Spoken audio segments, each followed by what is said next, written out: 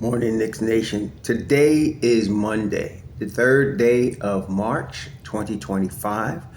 I hope you're all safe and healthy today. I hope your family is safe and healthy and that the needs of you and your family in terms of food, shelter, clothing, as well as health are being met today. Blessings upon those that work in the healthcare field, along with the first responders who every day are trying their best to save lives. Blessings also upon those that pick up garbage to keep our places clean, and those that make deliveries for our convenience. Double blessings on the men and women that are out here trying to help rescue, deliver, and recover the teenagers and children that are the victims of child molestation and pedophilia. People that are victims of prostitution and child prostitution, pornography, child pornography, human trafficking, and sex slavery. Double curses on all the perpetrators of these things. Double curses on those who make money from these things. And double curses on all the perverts that drive the demand that cause these things to exist. Finally, double blessings on the homeless. More than 600,000 men, women, children, families, veterans, senior citizens, homeless in the United States. Blessings upon them, for theirs is the kingdom. There was a basketball game in Madison Square Garden South, otherwise known as Miami, last night. And the New York Knicks defeated the Miami Heat 116 to 112. A very hard-fought game in overtime. A tremendous game. Third straight game for the Knicks. Captain Clutch, Jalen Brunson, and the Cardiac Kids did their thing yesterday. The thing is, I'm looking at the stats for the game, and it accurately reflects the game. The three-point percentage was 31% for the Heat, about 32% for the Knicks. The Knicks shot 15 free throws, and the Heat shot 16 free throws. The rebounding, the Knicks beat the Heat 46-34, including 11-3 on the offensive glass. That's Knicks basketball. That's Knicks basketball right there.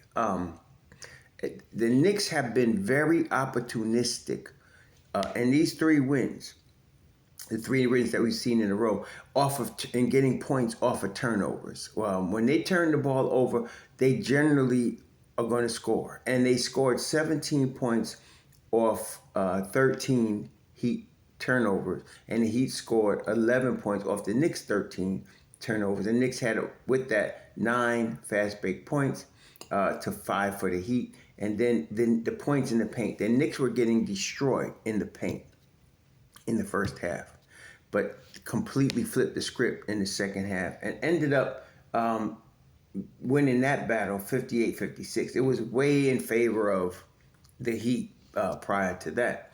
First of all, I noticed that, let me give props to Eric Spoelstra. I noticed that I was looking at a lot of the comments from the Heat fans, and tell me if this sounds familiar.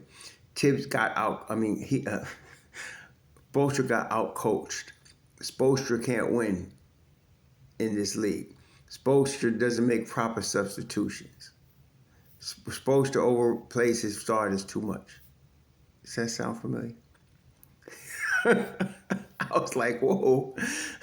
Maybe that because there's a lot of New Yorkers in Miami, but it sounded a whole lot like what people are gripe about with Tom Thibodeau. And then some in New York. Well, finally, this is the way Thibs should coach, as if he changed how he coaches. He has never changed how he coaches. He always makes adjustments. It's that most people are not cognizant enough to understand what he's doing. And then because they don't, they speak negatively, which is the norm.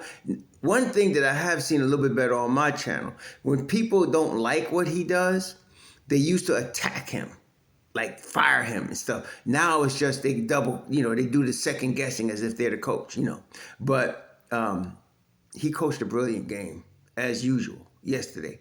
And I love, Clyde Frazier is really, this is the thing.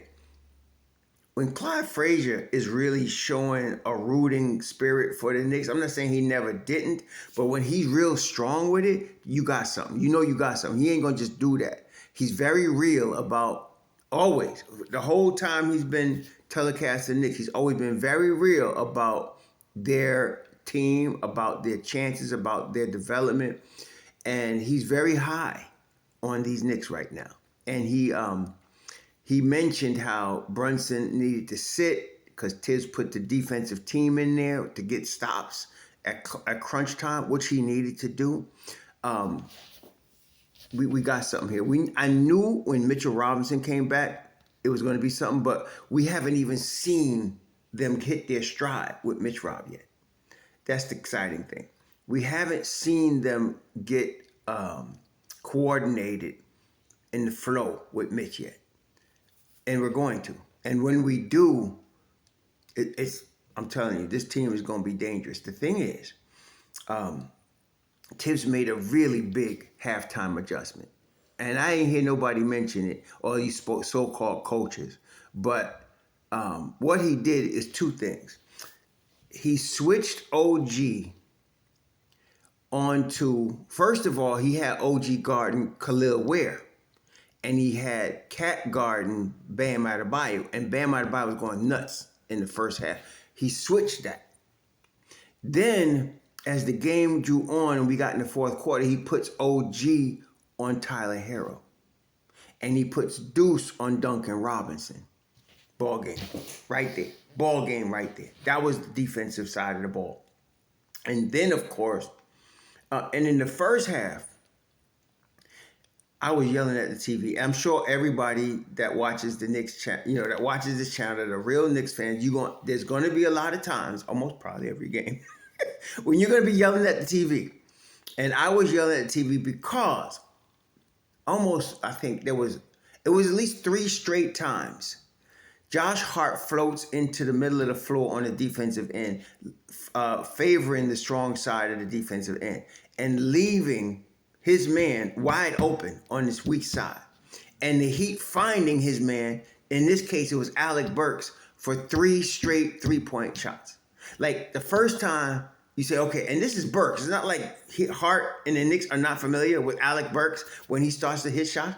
And this was the first half. And he was floating into the lane, favoring the strong side of the ball, but floating so far that he could not get to his man. And again, it was the same spot 3 straight times, Alec Burks. And I was yelling at the TV, take him out and put Deuce in the game. Please put Deuce in the game, because Deuce will cover the strong side, but get back to his man. And I don't know if it's because of his knee or whatever, because, Hart is banged up all the time, but he still plays. But then finally, Thibs did do that, and that stopped that bleeding. That stopped it completely. In fact, when he put Deuce in there for Hart, that's when they started making a run. And I'm not trying to blame Hart. I'm just criticizing him on that particular situation. He was favoring the strong side and allowing his man to stand wide open at the 3-point line. And that was killing us. But, I give props to Eric Spoelstra. Look what he's got. He lost Jimmy Butler. They brought in, at different times, they brought in Kyle Lowry. They brought in different players to try to, get them over the top. And nobody worked. So he's starting the rookie, Khalil Ware, Bam Adebayo, Davion Mitchell, lights out, who played a tremendous game yesterday. Tyler Hero, and then he had Alec Burks starting, and Highsmith and Duncan Robinson were coming off the bench with, we know the sloth, Kyle Anderson, and Scary Terry Rozier. And that was, they played very well, man. They was very good. So, they and the Knicks came back on him. Now, Brunson was the catalyst, right? The captain. He was definitely the catalyst. And I'm watching the TV. This is the thing. There was a show back in the 70s called The Hulk. And Bill Bixby was the actor that played the Hulk. And he was very calm, an intelligent, mild-mannered guy. And he would warn people, please don't get me angry. I don't like it when I get angry. And that's how Brunson is. Brunson is very calm. He's fiery now, but don't get him pissed. And there was a play where he went to the basket and scored. And it was obviously he was beat. He was fouled. And he didn't get the call. And he was glaring back at that ref. And I told my mom was watching the game with me, and I was like, oh, shoot, they done made him mad now. And after that, he took over the game. That was it. Okay, and I was like, see, they made him mad. They messed up. He was only 3 of 11 from 3, but his 3-pointers was all in the fourth quarter. He was killing, and so he ends up with 31. He ends up with 6 assists, 13 to 25. I love the shot distribution yesterday. If you probably noticed, Deuce was always the main rotation piece. This whole season, that was going to be the case. Deuce was going to be your sixth man, okay? And a lot of us, including myself, pushing for Deuce to be sixth man of the year. So we knew that was the case. But what we're seeing now, what we saw yesterday, and I don't think you're going to see it all the time. And of course, some of the haters use this as an excuse to jump all over Mikal Bridges. I find that very sickening. I look at Twitter and there's some of the usual suspects that say some of the stupidest things. I won't name them because they don't deserve to have their names out here. But they say some of the dumbest things at the worst times. And so he sat Mikal while Deuce was with the starting lineup. And the reason is it was working. That's why. Okay, and Deuce has been getting a lot more minutes lately in general, both with the second unit and the first unit, just having him on the floor. So yesterday, Deuce played 30 minutes. Josh Hart, and it was an overtime game, so he had the 48 minutes plus 5-minute overtime, total of 53 minutes. Josh played 43. Deuce played Brunson played 42. Towns played 40. OG 43. Mikal Bridges played 28 because he sat most of the fourth quarter. He sat most of the fourth quarter. And the reason he did, Deuce was balling. Deuce ended up with 12 points, but it was the defense. In fact, there was a couple of big plays on defense down the stretch. One was OG's block on Tyler Hero. Tyler Hero was killing us yesterday. And I think, was he the highest scorer for them? No, he wasn't. It was Bam. Bam was killing in the first half, but Tyler ended with 22. But he blocks the jump shot, okay, which we know OG does. And then once OG was like Velcro on Tyler, they got smart and they was trying to switch him, get him off of Tyler, and they did. But they had Deuce on, and Deuce D the boy up, and he misses the shot. The big time rebound, that was in the overtime. Big time. This is what wins championships. Getting stops when you need a stop. The next time somebody starts harping on offense and talking about the offense needs this and we need this scoring, remember this game. Because this is the type of game where you win championships. You get stops when you need them. Okay? And that is why Mitchell Robinson, guys like OG Anunoby, guys like Mikal Bridges, guys like Deuce McBride, that's what's going to help you win the chip. Yes, Karl Anthony Towns could get you 25 and 13, and he could drop 40, but that's not winning you the chip. What's winning you the chip is getting a stop in the fourth quarter or in an overtime that you need. That's Deuce, that's MitchRob, that's OG, that's Mikal Bridges. That's what you want. That's Josh Hart. That's what you want. That's what you're looking for. Now, the real, I would say, mystery, and Thibs always kind of gives us this type of thing at the end of seasons, different players. Precious didn't play yesterday at all. Like, it was a DNP-CD. I am a little surprised about that. He didn't look like he was hurt. He wasn't on the injury report. I'm looking for a reporter to ask about Precious Achiuwa. What is up, Tom? Why didn't Precious play? Why is his minutes reduced? Is he hurt? You were depending on him a lot prior to now. So I don't know what's going on there. Precious Achiuwa, to me, in my estimation, he's part of the Mobb Deep that makes it Mobb Deep and that makes it lethal, okay? So I don't know what's going on. But yesterday, the bench unit, the bench produced 24 points yesterday. Deuce led them with 12. Shamit played very well. He had 5 points. He had 1 3-pointer, 1 2-pointer. He played very well both sides of the ball. Payne ended up with Payne ended up with 5 points. Payne hits big shots. What you see from Cameron Payne is what you're going to see from Cameron Payne. A tightly contested game and you need a big shot, he's going to hit one. He's going to hit a 3. He's not going to do it all game. Sometimes he does, but He gonna hit you. He gonna hit a big three, and he's gonna play defense. Okay, that's what you get. He's a perfect bench role player. Okay, that's what you want. And so eventually, and Mitchell Robinson played 13 minutes yesterday, 2 points. He didn't have but 2 rebounds, and they were both offensive. But if you watch the game, you saw the defense. Okay, so it's no coincidence that the Heat shot 31% from the 3-point line yesterday, because that defense is going to be, and it's like I said, it's not even all there yet. It's just getting warmed up for real. It's just getting warmed up. Once MitchRob gets his legs under him, give him about 4 or 5 more games. We got a long road trip coming up. That's gonna be good. We got a long road trip coming up, and that's gonna be the nice situation to get MitchRob game ready for the playoffs. It's like a 5-game road trip. In fact, it starts after tomorrow's game. They play against Golden State at the Garden tomorrow, but then they start a 5-game road trip that finishes at Golden State, in 6 games from now. So, yeah, that's going to be a nice one. It's going to test his endurance, going to get his legs running. That'll help him break in right there. So that's good. So it was another win. Captain Clutch and the Cardiac Crew did their thing. 3 straight. This game coming against Golden State is going to be tough because in the West, things are really getting tight. Juju was hurt. He came back yesterday, and they beat somebody behind yesterday. I mean, they came through, and Dante had 5 3-pointers. Was it yesterday or the day before? No, it was yesterday. They stomped on Phoenix. Phoenix is a mess. See, that, like I said, let me just tell y'all one more time before y'all, this summer, some of y'all start getting on crack again. Big 3 is played out. It's played out. Okay, look, Bill, you would have thought on paper when this all happened, Bill, Durant, Booker, oh my God, they're going to be real. They're going to the finals. Look at them.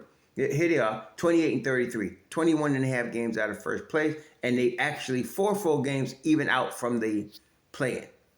Okay, so yeah, no. Minnesota is right now 3-way tie for the 6th seed with the Clippers and Golden State, which has brought me to Golden State, because Golden State is going to be really. Steph just dropped 50-60 the other night. They coming. They want to get in that top 6. So this is going to be a challenge for us. And hey, it's Madison Square Garden. It's Stephen Curry. You know he's going to come to show out. Okay, so we're going to need OG, Deuce, McCall. We're going to need all them cats on their perimeter defensive game for sure. So that's coming. But yeah, I'm rooting for Juju and them. Once a Nick, over the Nick. I'm still rooting for Juju and them. I want them to get in that top 6. So we got to beat Golden State. Juju and them got to win. They got a rough schedule coming up, but we got to win. We beat Golden State. We not only help us, we help Juju. So they got to play Philly on Tuesday at Minnesota. I think it's at Minnesota, if I'm not mistaken. Yeah, it's in Minnesota. So, and our boy Q-Dog, let me drop another 40, but I'm looking for Minnesota to win that game. So that way, it helps them get a leg up there in the West, because they're trying to get the 6th seed. So the Knicks right now, solid third seed. We got 5.5 games up on Milwaukee and Indiana, 6.5 games up on the Pistons, and on the other side, we 2.5 behind the Celtics. So we're a solid third seed right now. 60 games has been played. The Knicks are 40-20. There are 22 games left. The Knicks can go, if the Knicks can go 15-7 down the stretch, that's 55 wins. Okay, I think they're a lock to get 50. They're a lock to get 50 wins. Okay, basically, if they play 500 ball down the rest of the stretch here, they'll win 51 games. So I'm thinking, they probably maintain the percentage they're at, which is about 67% win percentage. They might increase it a little because, like I said, MitchRob is not fully acclimated yet. When he does get fully acclimated, they're going to be a problem. Okay, the Knicks are going to be a problem, for real. So, Now, on the negative side, I think it's his knee, Karl Anthony Towns. I think it's his knee. I mean, I know he's not doing good on defense, but I think it's his knee. I think his left knee is bothering him. It's hindering his lateral movement, and he can't. And that's why when they switched him off of Bam and put him on Khalil Ware, it was better. Khalil Ware is not as active offensively as Bam Adebayo. Bam Adebayo does everything offensively. He can't shoot threes, but I'm saying he's a playmaker. He moves without the basketball. He gets in position to rebound the basketball. He's an all-NBA defender. So he does everything except shoot threes. Even he hits foul shots. So he's a tough cover. And he was killing. He was the high scorer for Miami yesterday. And he was killing. He's a mid-range shooter. And he knows, as all pros do, especially starters, all the NBA players know how to get to their favorite spots. You got to stop them from getting to their spots. That's the way the chess game is played on the floor in the league. And he was getting to his favorite spots about, foul line inward on the mid-range. And he was killing yesterday. And so he was too much for Cat. So Thibs switching and putting Cat on Khalil Ware, who's more of a lob threat, which Cat defended very well once he got there. And then you put a more agile guy like OG on Bam. That worked out much better for the Knicks. So, they haven't even gotten fully acclimated. And when MitchRob was out there, they had MitchRob guarding Khalil Ware, and they had OG or Cat guarding Bam, but they had MitchRob out there. MitchRob could guard either one. He could guard Bam or he can guard Khalil Ware. It's no problem. And Khalil Ware had a great game yesterday. I mean, you saw what we all were looking at. He was like, I think I had him second on my draft board. I think I had the kid Deron Holmes first, who wrecked his knee. Unfortunately, hopefully he come back. But wish him the best in Denver. And then I had Khalil Ware after him, and I had Ryan Dunn after that. And then in the second round, I had Osu Okudaro. Those are the guys I had. And I still would have picked all guys in that order. But Khalil Ware was second on my draft board behind Deron Holmes. I wanted Deron Holmes first because I feel like he's the second coming of Elvin Hayes. But Khalil Ware, and Miami's perfect for him. That's a disciplined culture. He needs that. There's a disciplined culture that will bring the best out of him defensively. And he is a tremendous talent. And he can shoot threes, actually. He's 31% three-point shooter, which is below league average. But remember, this kid is 7 feet tall. So, I think he's going to be really good. He was a handful last night. He had like 5 blocks last night. So he was a handful last night. But the adjustments Thibs made took care of that. So, he's good. The Miami got one right there. They did. They got one right there. So, Ware, let me just look at his stats here. He had 8 boards, 7 defensive, 1 on offensive end. He had 6 blocks yesterday. 6 blocks. He only had 2 fouls. For a rookie, that's really good. Because, like I said, the hardest position to learn in the league is the 5.